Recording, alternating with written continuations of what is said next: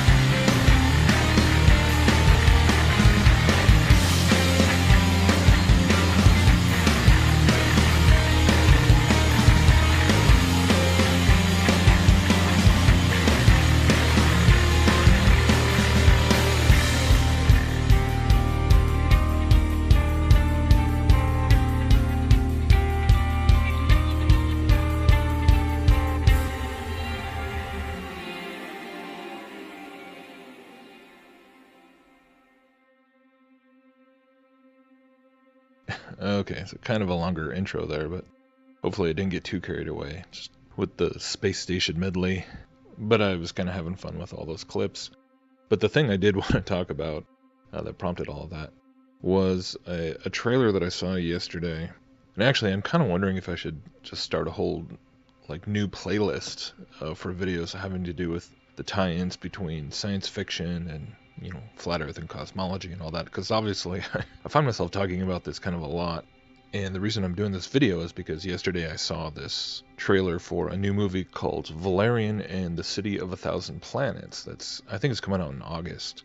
It's being directed by Luc Besson, or Besson, I guess, he's French. He's the guy who did The Fifth Element and Lucy and a number of other movies, so he's really into action and science fiction and everything. And so he's doing an adaptation of this French comic. It's been around since 1967, called Valerian and Laureline, turning it into a movie. And the part of the trailer that particularly caught my attention was right here. Their mission brings them to a space station made up of 1,000 alien species from the four corners of the universe. Welcome to Alpha. Alpha, called the City of Thousand Planets, because all the knowledge in the universe is there. The Alpha Station has 3,236 species, with over 5,000 languages spoken. It's Wall Street, City of Science, United Nations, Broadway. Everything is there. So it makes the city the most important in the entire universe. It's paradise. So yeah, a lot could be said just about that little clip right there. And I know for some people this isn't your thing or whatever, and it just seems like I'm just making random connections, or it's just, this made me think about that.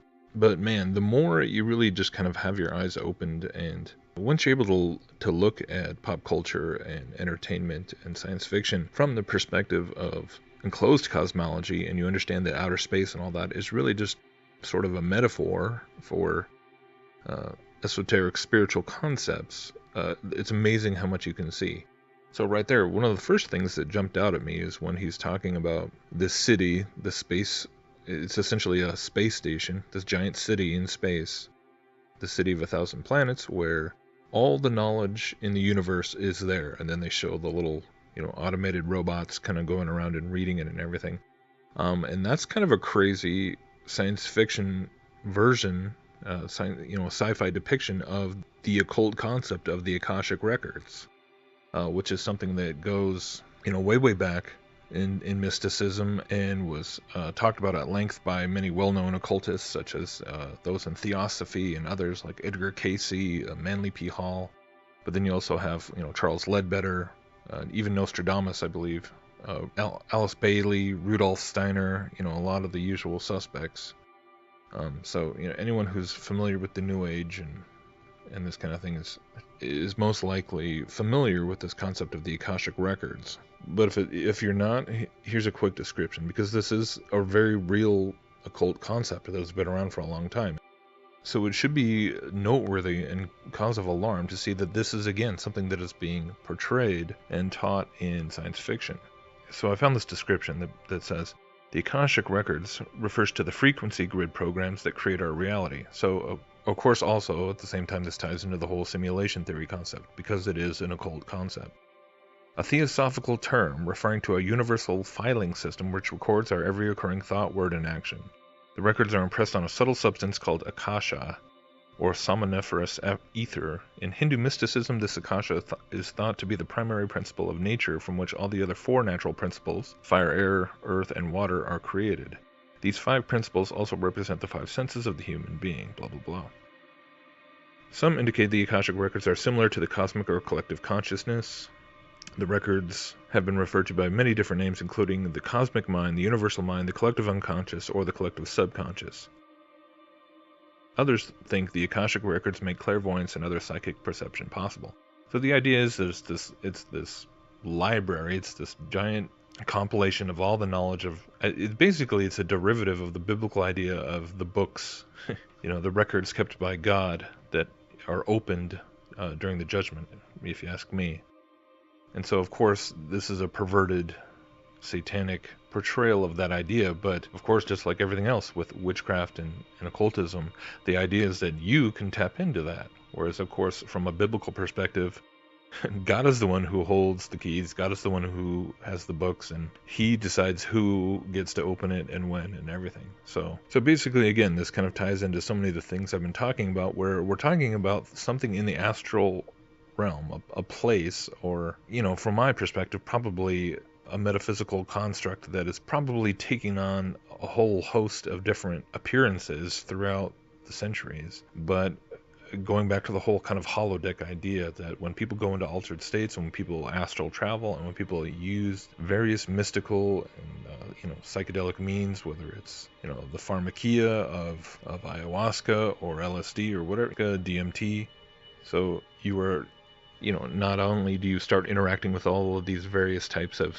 non-human entities and non-human beings, but you can actually go to places that are purported to be, these sort of depositories of occult knowledge and learning in the spiritual realms.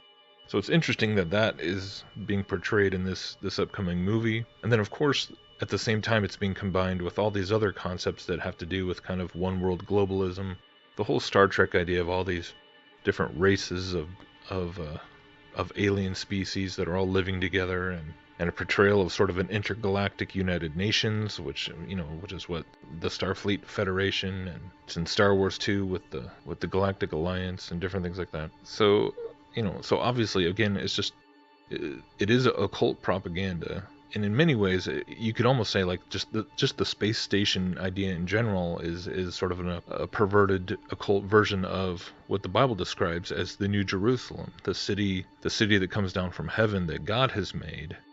And so this is, of course, a city that we ourselves make, or that we make in cooperation with alien beings, right? So, I mean, think about how much it's just represented by that idea.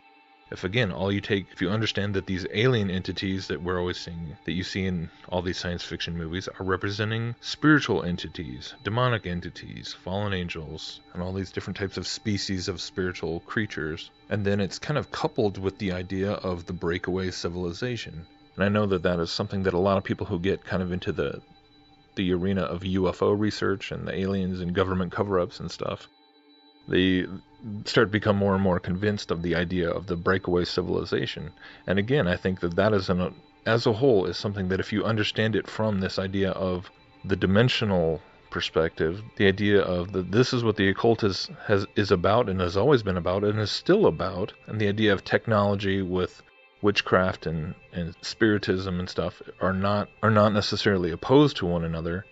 It just all makes way more sense. This is what they're kind of always portraying with like Elysium and the space station there, but in so many different ways. It's sort of a metaphor for mankind breaking away the transcendence idea, the transhumanism. The breakaway civilization idea is just the same transhumanist message, except you're just kind of looking at it on the macro scale of civilization rather than the individual person, right? It's transhumanity. It's transhuman civilization, right?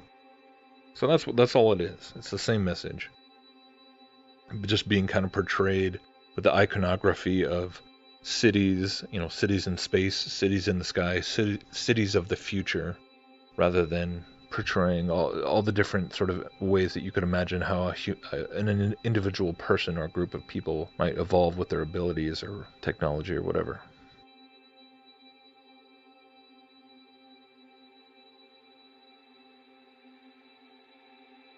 So hopefully that makes sense. At the end of the day, the point is that you can make these connections and these parallels all day long and prove again and again all day long that the people who control Hollywood and are pushing out all the propaganda are in fact pushing the same concepts from theosophy, from the occult, from the Luciferian religion. That's what it all is. This is all satanic. And the reason I keep pointing this out is so that people will recognize this and wake up to it and go back and then maybe think twice about looking into what the Bible actually has to say as the only truth that they're constantly in opposition to.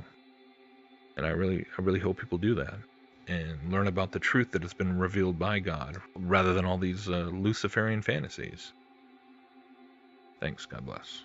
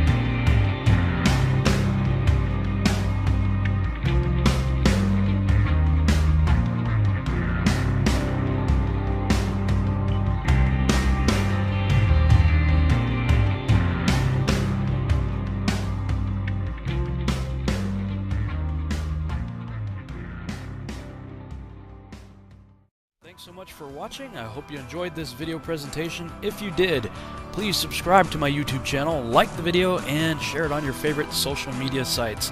There's a lot more to come, so stay tuned and we'll see you back next time.